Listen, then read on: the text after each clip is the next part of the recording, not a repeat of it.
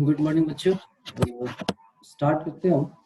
थोड़ा सा पार्ट हमारा बच गया है एरिया का, और उसमें एक क्वेश्चन आता है पैरामीटर वाला कि एरिया गिवन इक्वेशन का जो क्वेश्चन होगा उसमें उस पैरामीटर की वैल्यू फाइंड आउट करनी होती है।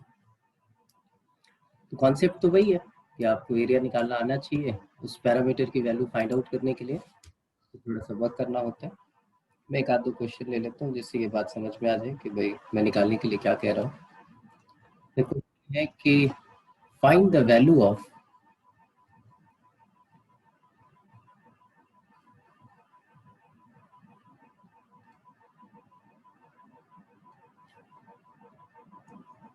Question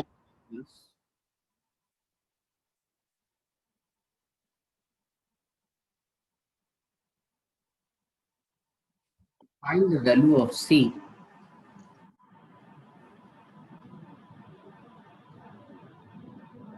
find the value of C for which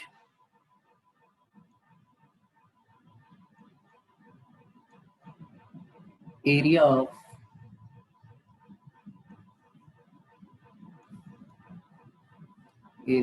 figure bounded by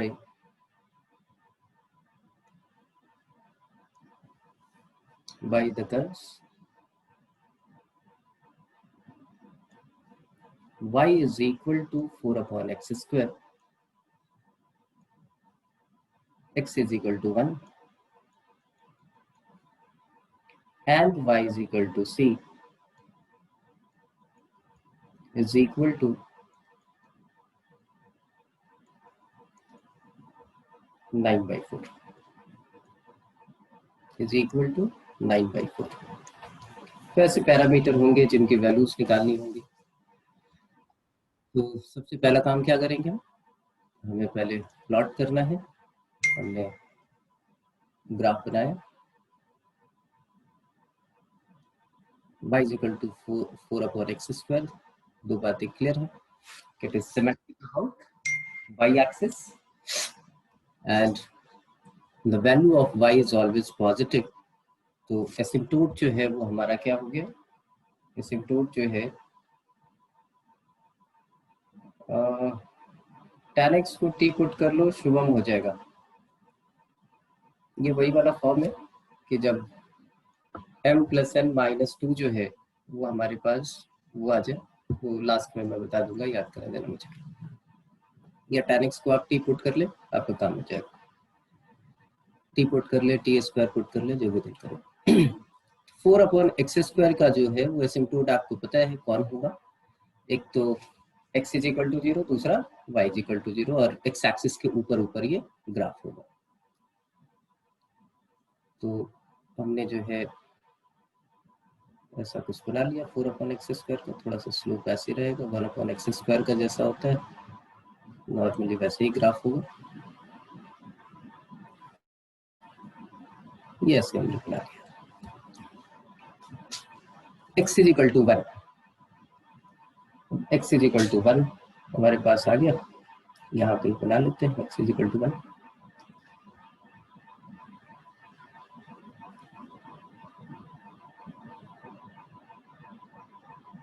कुछ x इज इक्वल टू 1 यहाँ पास ले आते हैं। एंड सेकंड है y is equal to c। y is equal to c कहाँ पे होगा अभी नहीं पता। तो यहाँ पे हम क्या करते हैं, ऐसे सोचते हैं, हो सकता है y is equal to c ऐसा इधर कहीं हो, y is equal to c।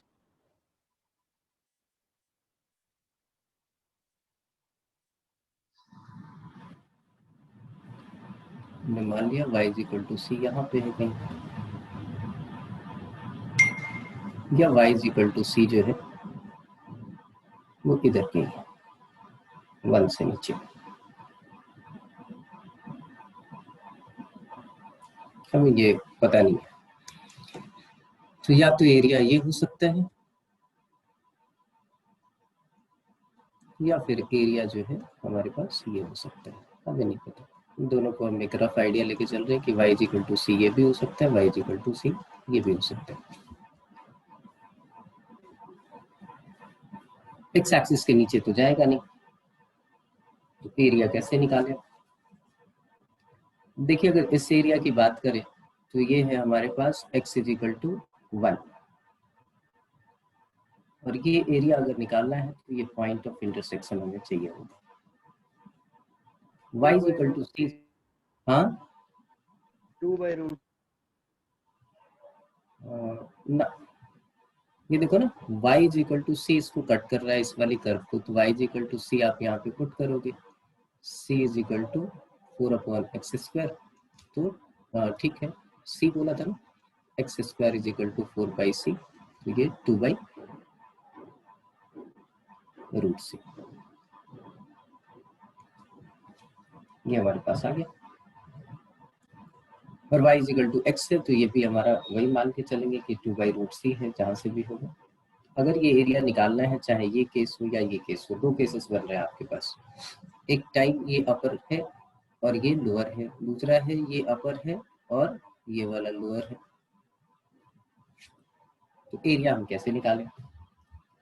Area निकालने के लिए हमने क्या किया कि पहले तो इस रेक्टेंगल की बात करें, इस रेक्टेंगल का एरिया कितना, उस रेक्टेंगल में से हम इसका एरिया माइनस कर देंगे, प्लस माइनस साइन के साथ हम डील करेंगे। तो सबसे पहले हम इस वाले पार्ट पे आते हैं, इसको थोड़ी देर के लिए मान लेते हैं, ये एरिया है A1। A1 एरिया निकालना है तो अपर कर्व हमारे पास है, हम कहाँ से कहाँ तक इंटीग्रेट करेंगे, 1 से लेके 2/√c तक किसको इंटीग्रेट करेंगे, 4/x² dx, और उसमें से सब्ट्रैक्ट क्या करेंगे, तो ये वाला रेक्टेंगल, इस रेक्टेंगल की लेंथ कितनी है, तो ये देखो हाइट तो उसकी हो गई c,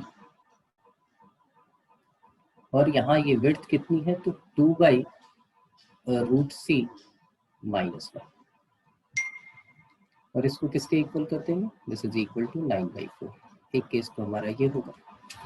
इंटीग्रेशन आसान है, आपको पता ही, x raise to the power -2 लिख देंगे और इंटीग्रेट करके निकाल लेंगे। या फिर इस वाले के बारे में अगर सोचे, A2 के बारे में, तो इसमें कैसे इंटीग्रेट करेंगे, तो ये देखिए क्या है, ये यहाँ पे आया, यहाँ से 1 की तरफ आ रहा है, तो हम इसको मान के चलते हैं ये 2/√c to 1, ये upper curve minus lower curve, तो ये आपके पास थोड़ी देर के लिए ये मान के चलेंगे, सेकंड वाले केस में ये 2/√c है।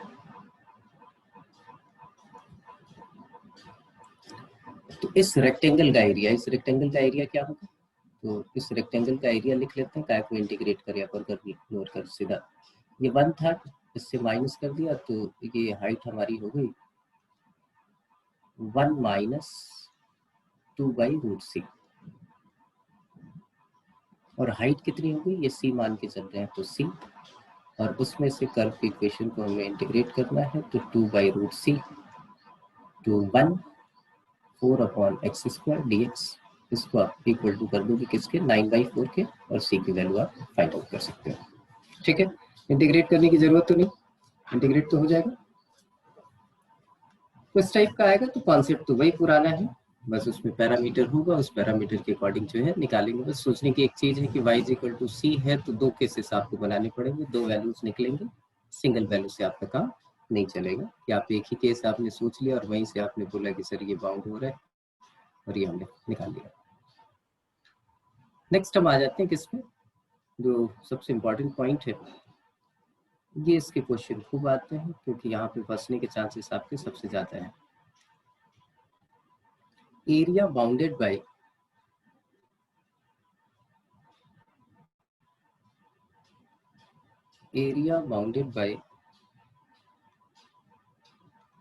inverse of a function,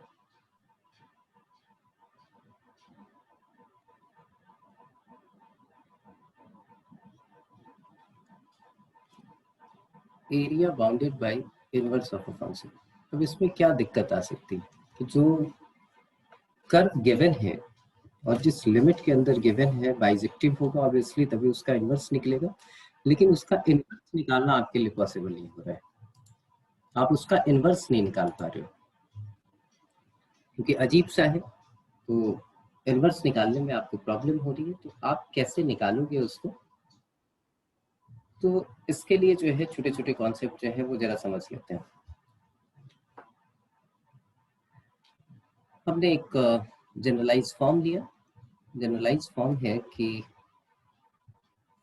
find area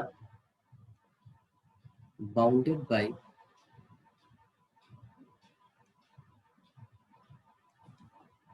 inverse of a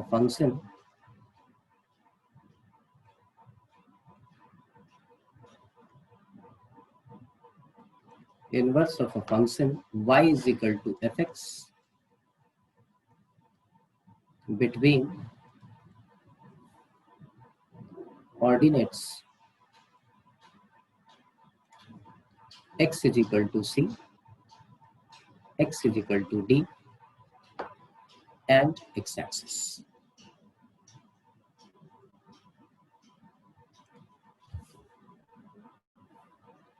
अब आपको पता है कि अगर फंक्शन जो है उसका इनवर्स एग्जिस्ट कर रहा है उस लिमिट के लिए, तो आपको पता है कि fx जो है वो हमारा क्या होगा, स्ट्रिक्टली इंक्रीजिंग होगा या स्ट्रिक्टली डिक्रीजिंग होगा, क्योंकि 1 1 और 2 होना चाहिए। तो हम मान लेते हैं कि भाई थोड़ी देर के लिए कि f ऑफ c जो है या f ऑफ a जो है वो हमारे पास c है, एंड f ऑफ b जो है वो हमारे लिए d है। क्योंकि आपको पता है कि जब फंक्शन में आप f इनवर्स c निकालोगे तो a आएगा और f ऑफ a निकालोगे तो c आएगा।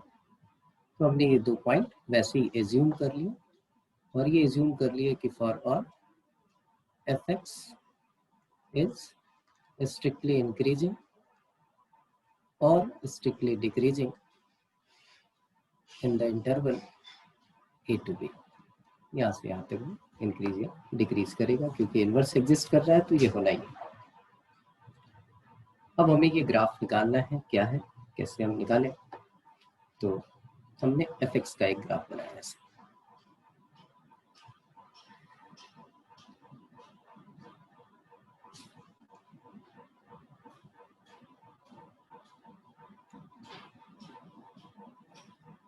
और ऐसा एक ग्राफ बना लेते हैं, ऐसा कोई एक ग्राफ है। यहाँ पे एक पॉइंट हमने ले लिया कि ये a है, तो a पे आउटपुट आपने डिसाइड किया हुआ है क्या आएगा, c है, तो f इनवर्स c क्या होगा, a होगा, ये आपको बताइए। b पे इसकी वैल्यू जो है वो क्या है, d है, तो f इनवर्स d जो होगा वो हमारा क्या हो जाएगा, b हो जाएगा। ये बना दिया हमने। अब कहानी क्या है कि हम एरिया को निकालते हैं। हम एरिया को अलग अलग पार्ट में डिवाइड कर देते हैं। थोड़ी देर के लिए हम मान लेते हैं कि ये वाला एरिया जो है, जो a टू b ये फंक्शन बाउंड कर रहा है वो a1 है। ये वाला एरिया जो है c टू d जो है वो हमारे पास a2 है। तो a1 एरिया कैसे निकलेगा? a1 जो है वो निकालने के लिए आपको क्या करना है, a टू b इस फंक्शन को इंटीग्रेट कर देना है, तो a1 आपका निकल जाएगा। ये a to b fx dx आ गया। अब a2 क्या है, मैं यहाँ पे लिख देता हूँ कि a2 एरिया क्या है। तो a2 is a2 be the area bounded by fx y-axis, y is equal to c and y is equal to b। a2 जो एरिया होगा वो क्या होगा, तो यहाँ देखिए a2 आप जब निकालोगे तो a2 क्या लिखोगे, फंक्शन ऑफ x चाहिए, लिमिट आपकी c टू d होगी, वो आपको दिख ही रहा है। यहाँ पे आप लिखोगे x dy, क्योंकि y पे आप उससे उसको वो कर रहे हो।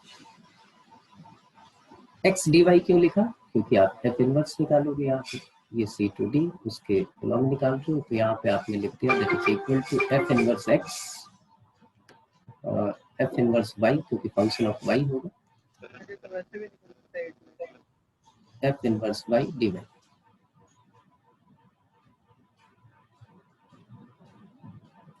इनवर्स में यही करते हैं ना, वाई को एक्स से आप एक्सचेंज कर दो तो इनवर्स निकल आते हैं, तो F inverse Y D Y हो गया।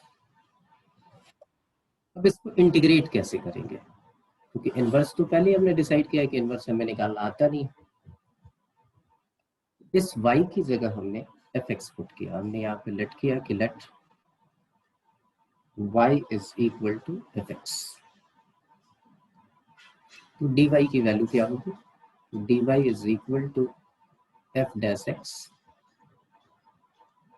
dx, ये आ गया हमारे पास।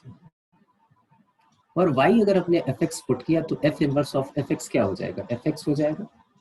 और c और d का आपका मामला पता ही है कि जब c पुट करेंगे तो हमारे पास a आ जाएगा और d पुट करेंगे तो वो आ जाएगा। तो लिमिट हो गई हमारे पास क्या, a टू b, यहाँ पे आ गया f इनवर्स ऑफ fx और dy की जगह हमने लिख दिया f डैश x dx। तो ये फाइनली आ गया आपके पास a to b x f dash x dx, क्या हमारे पास a2 आ गया। ठीक है यहाँ तक, नेक्स्ट पेज पे चलते हैं। a2 is equal to, sir एक बार दोबारा समझा दो। दोबारा समझाएं, ये देखो क्या है भाई, ये ग्राफ तो y is equal to fx का है, ये बात समझ में आ रही है, ठीक है। तो इनवर्स क्या होता था, याद करो आप, आपके पास है कि जैसे इधर आते हैं रफ पे, एक बार रुको, मैं बोलूं कि y is equal to sine X एक कर्व है, तो इसका इनवर्स क्या होगा। तो इनवर्स में आपने यही सीखा था कि y is equal to X से आपको रिफ्लेक्ट करा लो, तो y is equal to X से रिफ्लेक्ट कराते हो तो ये x हो जाता है, ये y हो जाता है, और फिर यहाँ से आप इनवर्स निकालते हो तो y is equal to sine inverse x लिखते हो। ये फंडा तो याद है ना, कि इनवर्स निकालना हो तो आपको क्या करना होता है, उस ग्राफ को y is equal to x से रिफ्लेक्ट करना होता है, y is equal to x से रिफ्लेक्ट करते हैं तो ऑर्डिनेट और एब्सिसा एक्सचेंज हो जाते हैं, तो x की जगह y लिख दो, y की जगह x लिख लो, फिर y आप निकालोगे तो साइन इनवर्स x आ जाएगा। हाँ शुभम, अनम्यूट कर सकते हो अपने एंड से। हाँ क्या हुआ, गलती हो गई हो रही है। तो ये बात पक्की होगी। तो हमारे पास जो ग्राफ हमने ड्रॉ किया है वो तो y equal to F X का ही ड्रॉ किया है। अच्छा आपको ये भी पता है कि दोनों एक दूसरे के इनवर्स हैं, तो एफ ऑफ ए अगर सी है, आपसे पूछा जाए कि एफ ऑफ ए क्या है, सी है, तो आपसे यही पूछा जाए कि एफ इनवर्स सी क्या होगा, तो एफ इनवर्स सी जो है वो हमारा ए हो जाएगा, इसमें कोई प्रॉब्लम नहीं है। एफ ऑफ डी जो है वो हमारा क्या होगा, डी है, ये सी और ये डी लिखोगे। हाँ, एफ ऑफ डी अगर हमारा डी है तो एफ इनवर्स डी क्या होगा, ये हमारा बी हो जाएगा। इतनी बात होगी। ग्राफ अभी भी किसका है, बार बार बोल रहा हूँ, y equal to F X का आपने ग्राफ ड्रॉ किया है। तो हमने क्या किया, एक रीजन निकाला a1, a1 निकालने के लिए आपको क्या करना है, ग्राफ यहाँ से स्टार्ट होता था, यहाँ पे एंड होता था, इन दोनों ऑर्डिनेट्स के बिटवीन एरिया निकालना है, x is equal to b and graph and x axis, तो वो a1 एरिया है, a to b F X dx, इसमें तो कोई प्रॉब्लम नहीं है। Jasper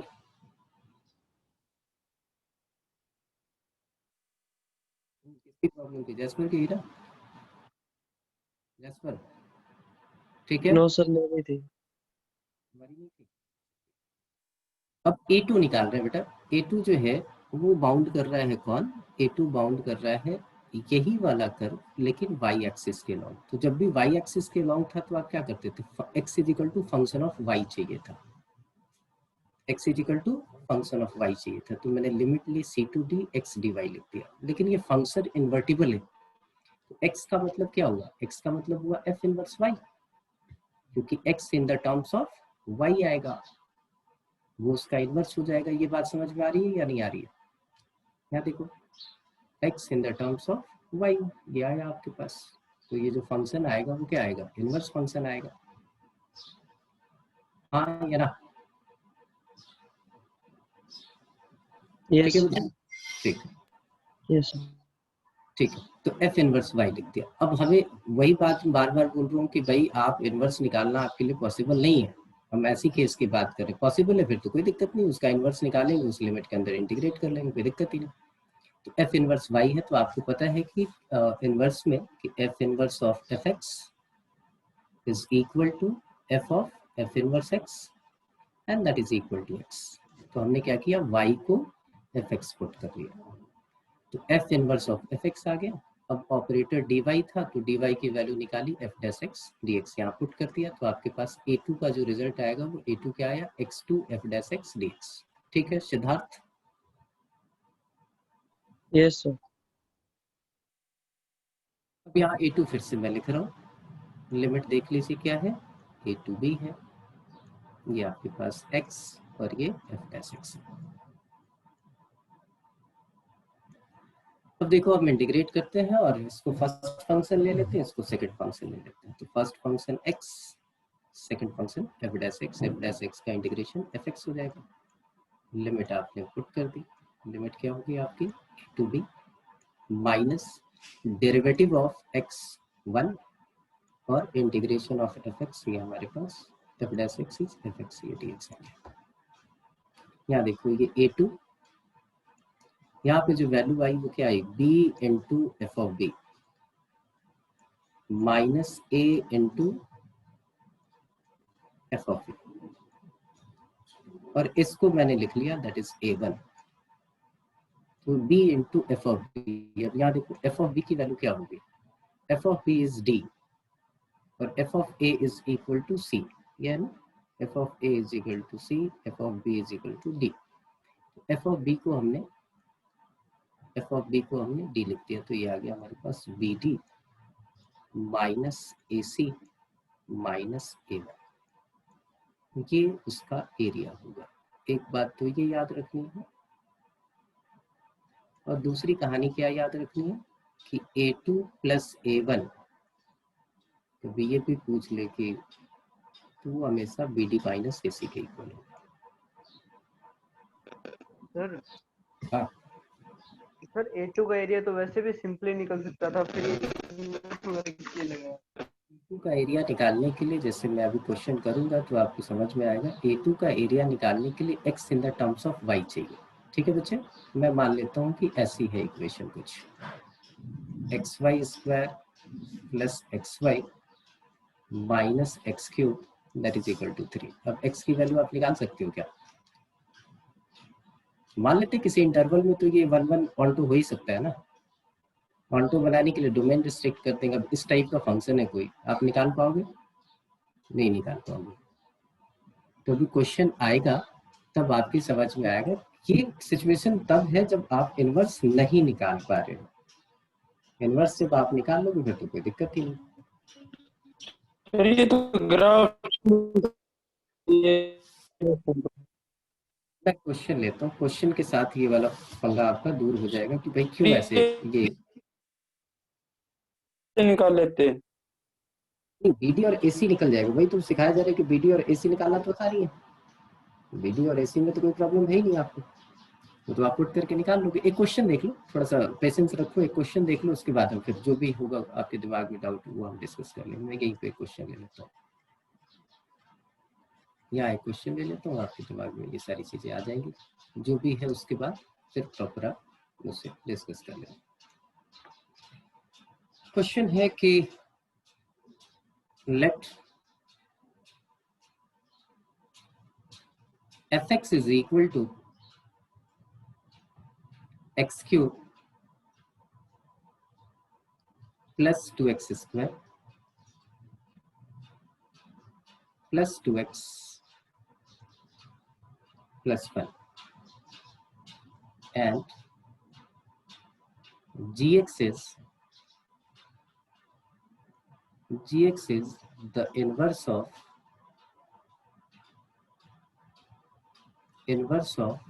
fx. Then compute When compute the area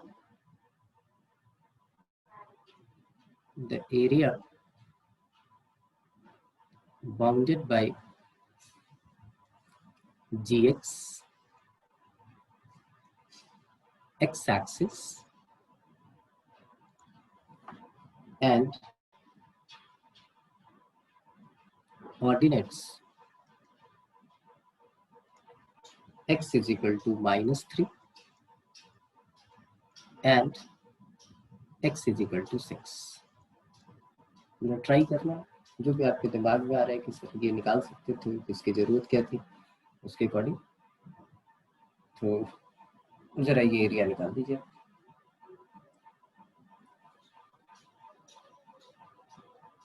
2 minute है आपके पास, एक बार ट्राई कर लो, जो भी उल्टा सीधा जो भी आपको लगता है कि सर ऐसे करके कुछ निकल जाएगा, पहले आप कर लो ट्राई, फिर हम इसको डिस्कस करते हैं, और फिर जो आपके क्वेश्चंस होंगे वो आप मुझसे पूछ लेना कि सर ये बता दो, वो बता दो।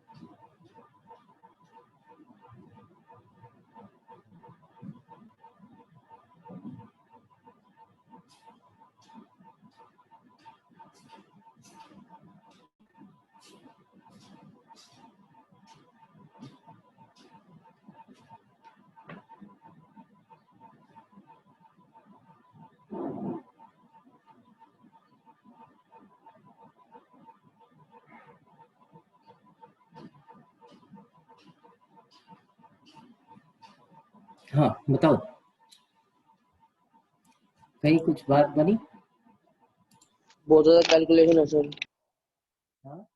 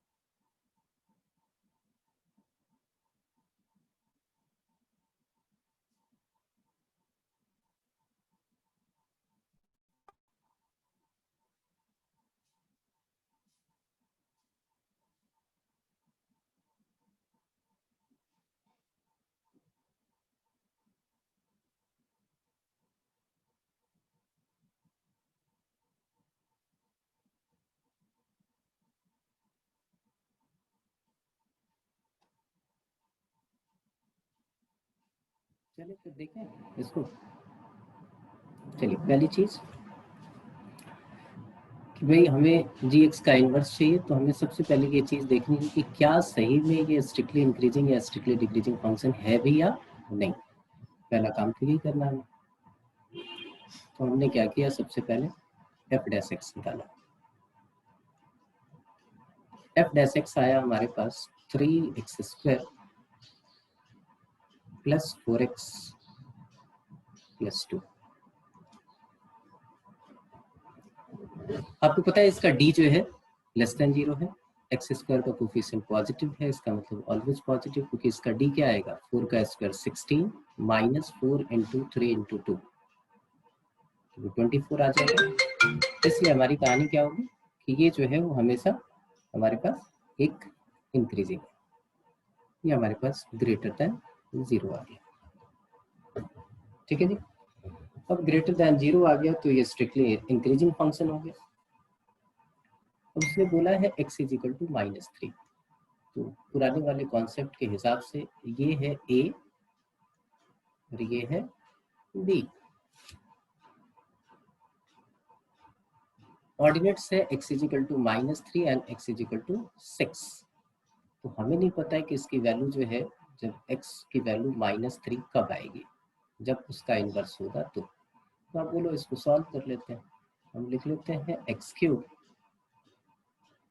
Plus 2x square plus 2x plus 1 that is equal to -3। Finally ये आ गया x³ plus 2x square plus 2x plus 4 that is equal to 0। ठीक है, यहाँ तक। चले इसको फैक्टराइज करने की कोशिश करें। यहाँ से एक्स स्क्वायर ये कॉमन हुआ तो ये आ जाएगा x प्लस 2, और यहाँ से हमने 2 कॉमन लिया तो यहाँ भी आ गया x plus 2 that is equal to 0। तो फाइनली ये क्या आ रहा है आपके पास x plus 2 into X square plus 2 that is equal to 0। x की वैल्यू आपके पास आ गई -2। सेकेंड केस कि x³ plus 2x square plus 2x plus 1 is equal to जब 6 हो तो ये क्या आ गया x³ plus 2x square plus 2x minus 5 that is equal to 0। तो अब यहाँ देखिए पुट करके x की वैल्यू अगर 1 पुट करते हैं तो 1 प्लस 2 3, 3 प्लस 2 5, 5 माइनस 5 0 हो जाएगा। तो मैं इसको डिवाइड कर लेता हूँ एक बार, x³ प्लस 2x स्क्वायर, या ऐसे ही कर लेते हैं डिवीजन, यहाँ पे कैलकुलेशन करें, मैं ऐसे डिवाइड कर लेता हूँ। 1 इसको सेटिस्फाई कर रहा है तो x³ माइनस एक्स स्क्वायर लिख देता हूँ प्लस 3x स्क्वायर लिख दिया। अब यहाँ पे हमें चाहिए -3x, ये हो जाएगा plus 5x minus 5 that is equal to 0। X square common ले लिया x माइनस 1, 3x कॉमन ले लिया x माइनस 1, 5 कॉमन ले लिया x minus 1 that is equal to 0। तो ये फैक्टराइज हो गया x minus 1 x square plus 3x plus 5। ये 0 नहीं हो सकता, फिर से आप देखिए तो x इज इक्वल टू 1 आ गया। ठीक है यहाँ तक। अब हमने क्या करना है, ग्राफ बनाना है किसका, y is equal to fx का। हम किसका ग्राफ बना रहे हैं, y is equal to fx का। अगर y is equal to fx का ग्राफ बनाना है तो नेक्स्ट पेज पे आ जाते हैं। फिर से मैं fx यहाँ लिख लेता हूँ। fx इज इक्वल टू था हमारे पास x³ plus 2x square plus 2x and plus 1। Strictly increasing function है, हमें पता है। y एक्सिस को कहाँ पे कट करेगा, y को कहाँ पे कट करेगा, तो आपको पता है x की वैल्यू 0 पुट करेंगे तो y को 1 पे कट करेगा। अच्छा ठीक है, y को 1 पे कट किया, और 1 पे कट करने के बाद इधर नेगेटिव साइड में आएगा तो -1 एक बार पुट करते हैं। -1 पुट करें तो ये -1, ये +2, ये -2, तो ये -1। ठीक है, x इज इक्वल टू -1 आप पुट कर दीजिए तो यहाँ आ गया ये -1, ये आ जाएगा +2, ये आ जाएगा आपके पास -2, ये आ जाएगा +1, ये कैंसिल आउट हो जाएगा तो 1 को 1 पे आके इसको कट करेगा। ठीक है, ऐसा कुछ ग्राफिक होगा, क्यूबिक फंक्शन है, हमने ऐसा बनाया कुछ, ये आके ऐसे यहाँ 1 को कट कर रहा है, फिर ये -1 को कट करके ऐसे कुछ नीचे चला जाएगा। ठीक है जी।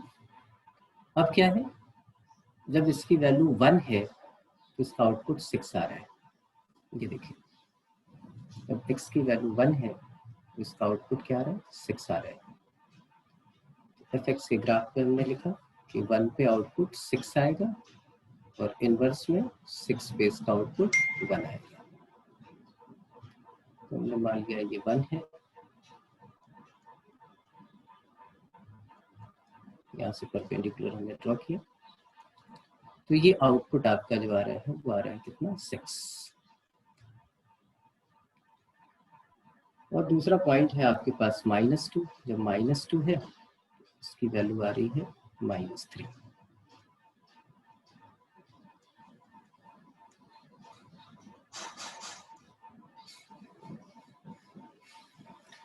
अगर एक बात की कंफ्यूजन हो तो अभी भी सोचो, आप बोलोगे सर ऑर्डिनेट्स हो रहा है तो क्या है, जैसे मैं बोलूं कि y = sin x है, इस चीज को समझो। जब इसका इनवर्स निकालोगे तो क्या लिखोगे आप, y = sin इनवर्स x लिखोगे।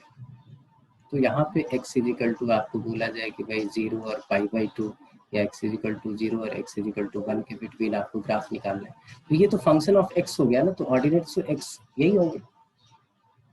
लेकिन यहाँ पे आप इनवर्स निकाल नहीं पा रहे हो, तो ये तो वही रहेगा। तो ये जो वैल्यूज गिवन है वो इनवर्स के लिए गिवन, वो gx के लिए गिवन, क्योंकि उसने बोला area bounded by this when x = -3 and x = 6। तो fx के ग्राफ में तो ये इक्वल टू -3 होगा और इक्वल टू 6 होगा, equal to -3 and equal to 6 होगा। और ग्राफ आप बना रहे हो किसका, fx का ही बना रहे हो। अब हमें ये एरिया निकालना है, तो देखिए एरिया कैसे निकाल रहा हूँ, एरिया लिख रहा हूँ, उसके बाद आप मुझसे पूछना। मैं बोलता हूँ ये एरिया है, एरिया हमारे पास ये जो एरिया आएगा, ये रेक्टेंगल जो आएगा उसका एरिया कितना आएगा, 6।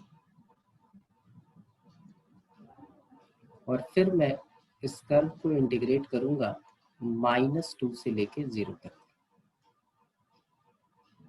और फिर मैं x³ + 2x² + 2x + 1 को इंटीग्रेट करूंगा, फिर अगेन +6 क्यों, क्योंकि इस वाले रेक्टेंगल का एरिया ये पूरा 6, और उसमें से मैं सब्ट्रैक्ट कर रहा हूँ integration 0 to 1 x³ + 2x² + 2x + 1 dx। ठीक है, अब आप क्वेश्चंस पूछ सकते हो ये कैसे आया, या पीछे का कहीं कोई हो कि सर ये वाला कैसे किया, अब सारी बातें आप पूछ सकते हो, आप फ्री हो। मैंने यहाँ तक लिख दिया, अब बता दीजिए मुझे कि सर ये वाली चीज़ अभी भी समझ में नहीं आई, ये यहाँ कैसे हुआ, ये सारी बातें आप पूछ सकते हो। एरिया को एक बार शेड कर दो ना, कौन सा एरिया निकाला है आपने।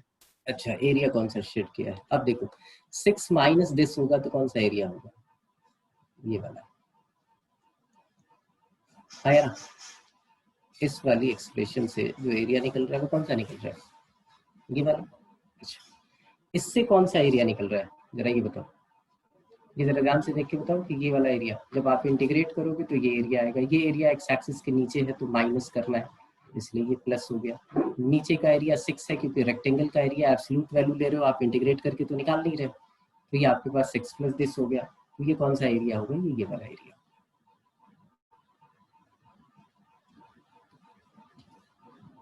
क्योंकि ये एरिया नेगेटिव आएगा, वो नीचे का एरिया है, वो अपने आप सब्ट्रैक्ट होकर ये बच जाएगा आपके पास।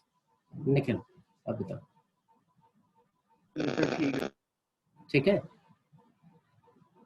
तो ये फंडा हमने तब यूज किया कि जब हमारे पास इस फंक्शन का इनवर्स निकालना हमारे लिए मुश्किल था। जब इसका इनवर्स निकालोगे तो वही आएगा ना, कुछ ऐसा आएगा f इनवर्स x, जो भी समथिंग आएगा तो वो x की टर्म में होगा।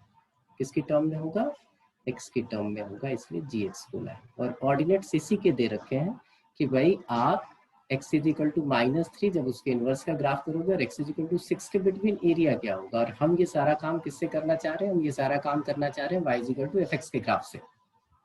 तो y = fx का ग्राफ बना लिया, y एक्सिस के अलोंग जो ये एरिया बाउंड करेगा वही तो उसके इनवर्स का ग्राफ होगा, क्योंकि आपको पता है कि inverse of a function is reflection of the graph of y = fx taking y = x as a plane mirror।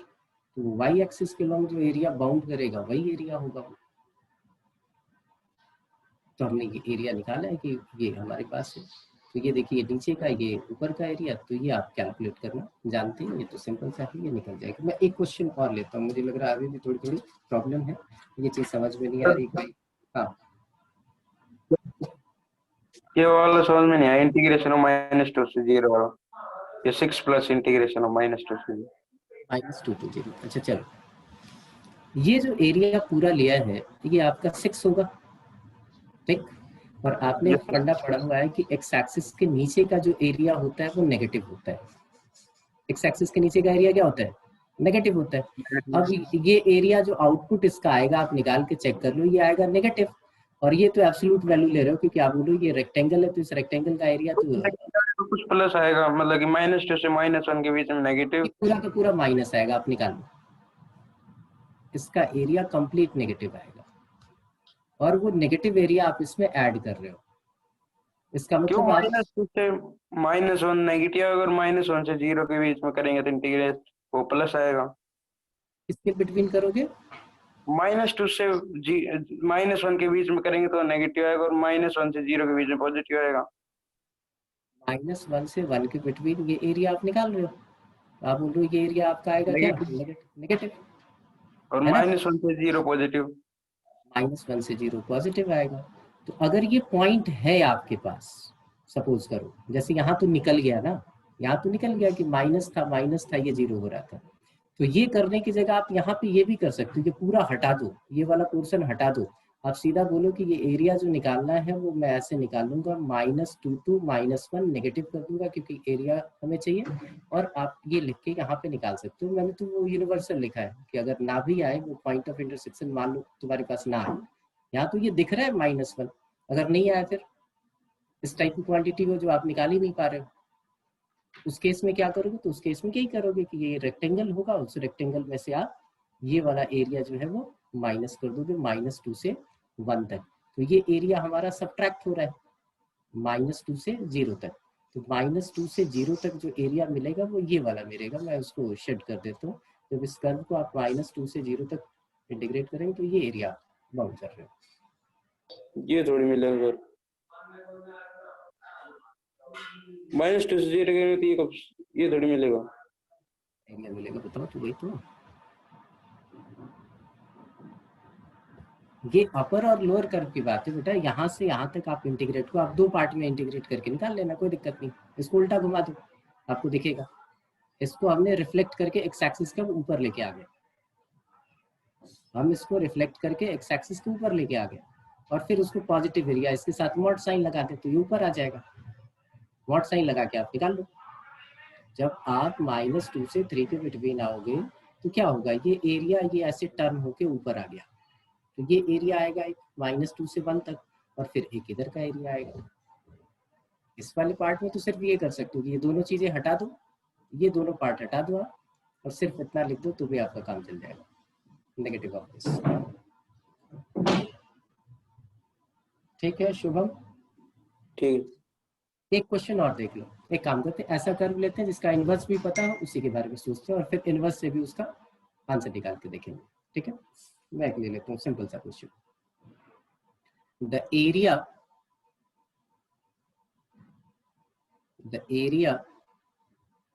bounded by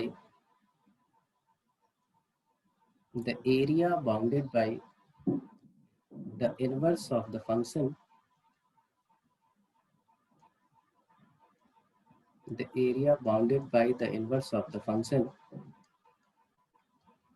y is equal to fx is equal to x cube plus 1। इसका तो inverse आप निकाल सकते हो। between x is equal to -7 and x is equal to 2 and x axis, इसका inverse भी आपको पता है। तो पहला एक काम कीजिए, इसका इनवर्स निकालिए और -7 से 2 के बिटवीन उसको इंटीग्रेट करके उसका एरिया निकालिए। चलो ऐसा काम करो, और फिर उसके बाद हम आते हैं इस वाले फंड को यूज करते हैं।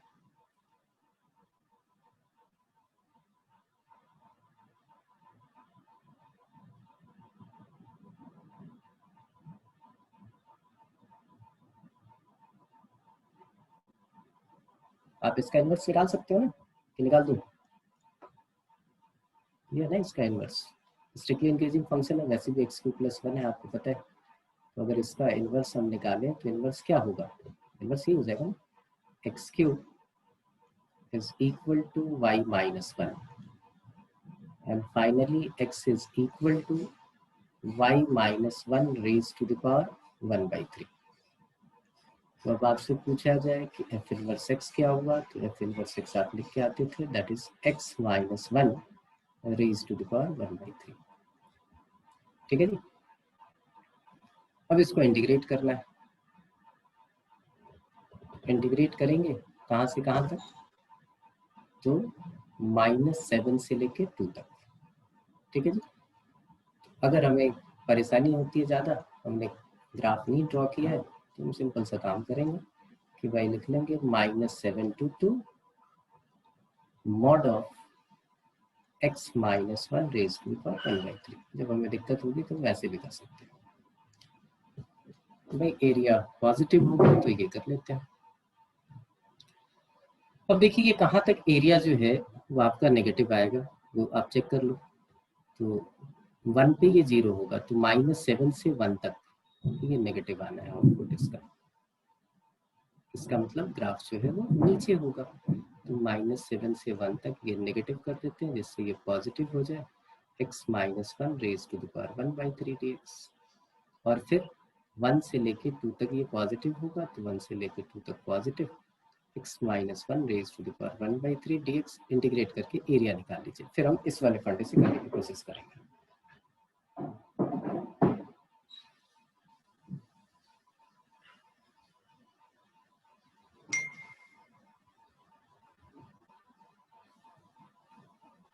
निकालो एरिया, इंटीग्रेट करना आता है, ये लीनियर फंक्शन है।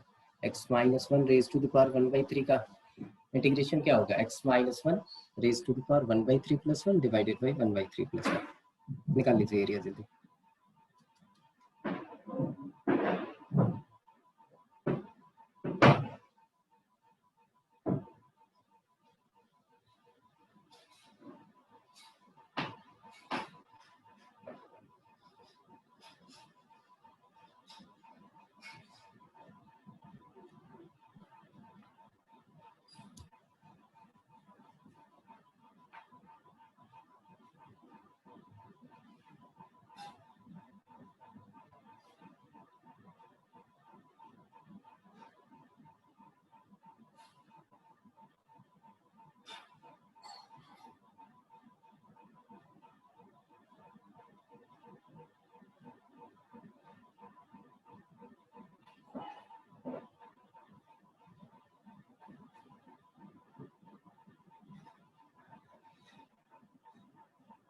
निकालो।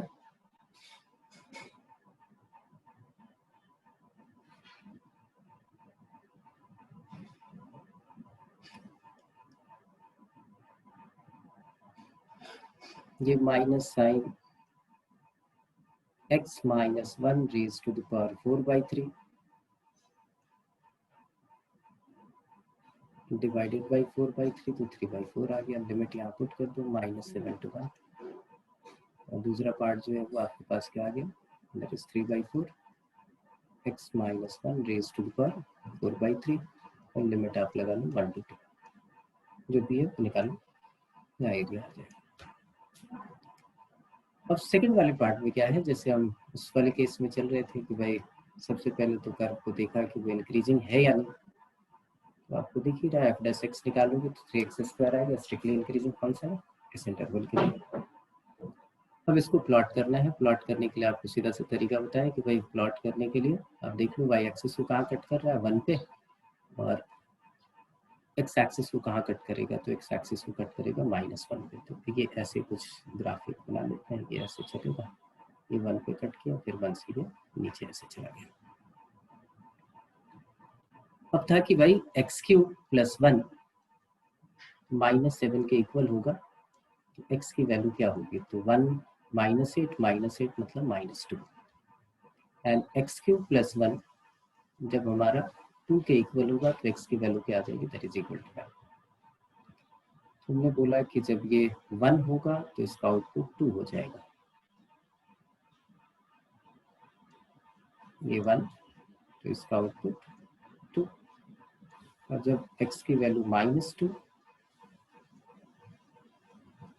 तो इसका आउटपुट क्या आ रहा है, दैट इज -7। ठीक है सर, हमें रीजन कौन सा निकालना है, ये वाला रीजन और ये शेडेड रीजन, ये उसके इनवर्स का पूरा पार्ट है।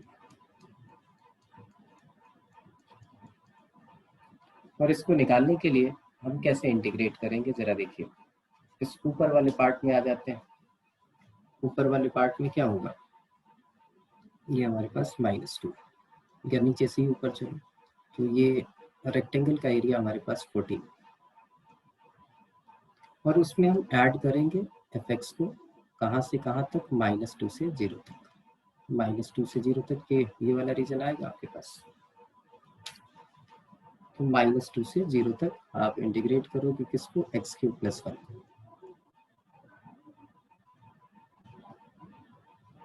ठीक है, और फिर उसके बाद से जब दूसरे वाला एरिया की बात करें हम, तो ये वाला रेक्टेंगल इसकी कितनी है, 2 × 1 दैट इज 2, और उसमें से हम सब्ट्रैक्ट कर देंगे किससे, तो 0 से लेके 1 तक किसको, x³ + 1 dx।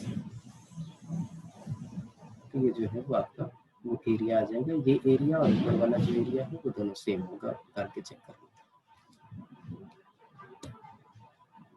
तो इनवर्स निकालने का ये फंडा है, आप इनवर्स निकालेंगे तो ये वाला फंडा आप यूज करेंगे, कभी आपको कोई प्रॉब्लम आएगी नहीं।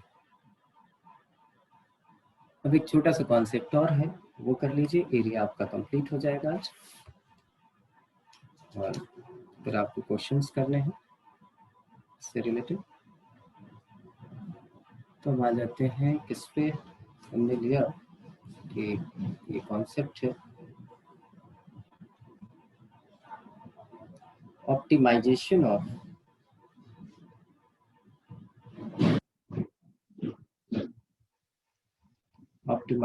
ऑफ एरिया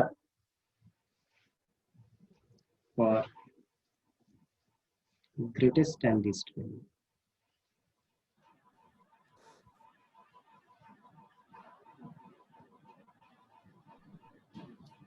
इसमें एक छोटी सी बात याद रखनी है आपको, डेफिनेट में आपने ये कॉन्सेप्ट किया था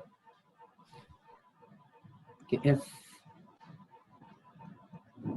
y = fx is strictly monotonic function.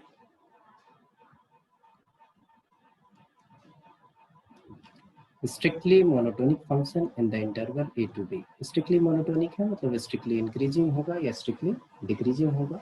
Then area bounded by the ordinates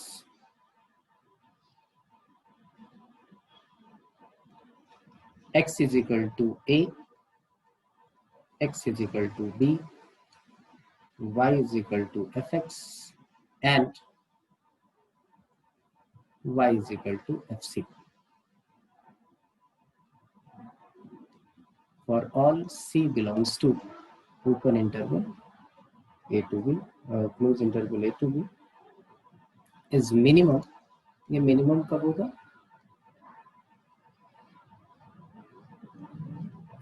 when c is equal to a plus b, उसका अर्थमेटिक मीन होगा, उस केस में होगा।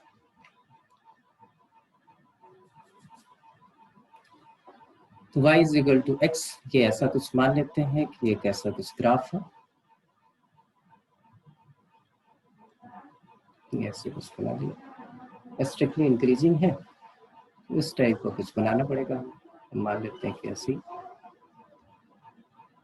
ये इस टाइप का है कुछ।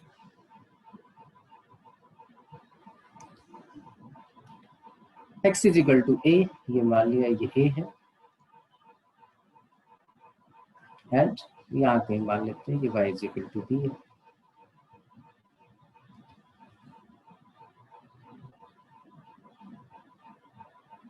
उसने बोला कि x = a, x = b, y = fx and y = fc। तो एफ सी कहाँ पे होगा, y is equal to F C, यहाँ कहीं एक लाइन होगी y is equal to F सी।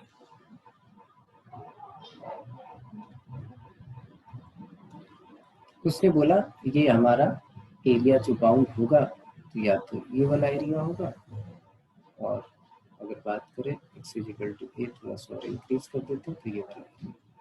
इन दोनों एरिया का सम, या ये बोले एरिया मिनिमम कब होगा, जब c की वैल्यू जो होगी वो a प्लस 3/2 होगी। बस इतनी सी बात याद रखनी है, और एक क्वेश्चन जो है इसके साथ ही लिख लो कि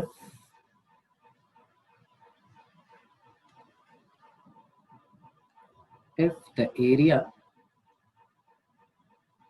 bounded by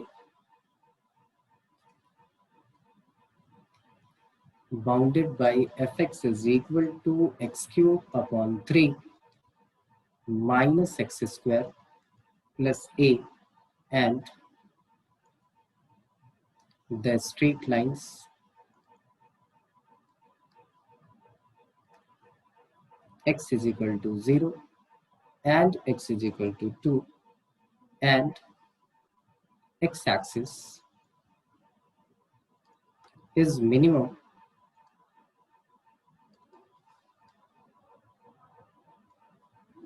then find the value of a.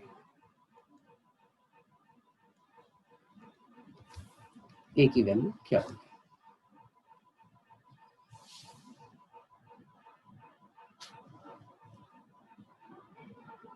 तो हम सबसे पहले तो इसको ग्राफ को देखेंगे, भाई ग्राफ क्या है इसका। तो आपने निकाला सबसे पहले क्या, एफ डैश एक्स। आपने निकाला क्या, f dash x. F dash x आ गया हमारे पास एक्स स्क्वायर माइनस 2x, दो क्रिटिकल पॉइंट हो गए, एक हमारा 0 हो गया, एक 2 हो गया। क्यूबिक फंक्शन इंक्रीज डिक्रीज दोनों करेगा। तो मैं इस टाइप का एक ग्राफ बना लेता हूँ कि इसका ग्राफ जो है कुछ ऐसा होगा। एक रफ स्केच कुछ ऐसे ही ऐसे आ रहा होगा, एक 1 पे कट किया, एक किधर चला गया, एक क्रिटिकल पॉइंट यहाँ ये 2 है और दूसरा हमारा 0 है, 0 पे जहाँ मैक्सिमम वैल्यू अटेन कर रहा है। यहाँ की बात ऐसे नीचे ही आने लगेगा क्योंकि क्यूबिक है।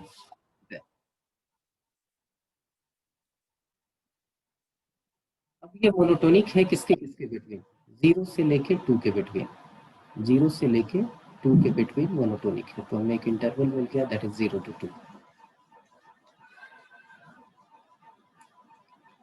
उसने बोला ये मिनिमम होगा, मिनिमम कहाँ पे होगा, तो मिनिमम आपको यही बोला कि the minimum value F x जब वो एक्स एक्सिस को क्रॉस करे तो सी की वैल्यू यहाँ निकालनी है। तो सी आपके पास हो जाएगा 0 + 2/2, that means that is equal to 1। ठीक है जी। तो आपके पास था y is equal to F C, तो y is equal to F C. F C मतलब हो गया f of 1, और f of 1 की वैल्यू जो है वो क्या आ जाएगी हमारे पास, दैट इज 1/3 -1 + a।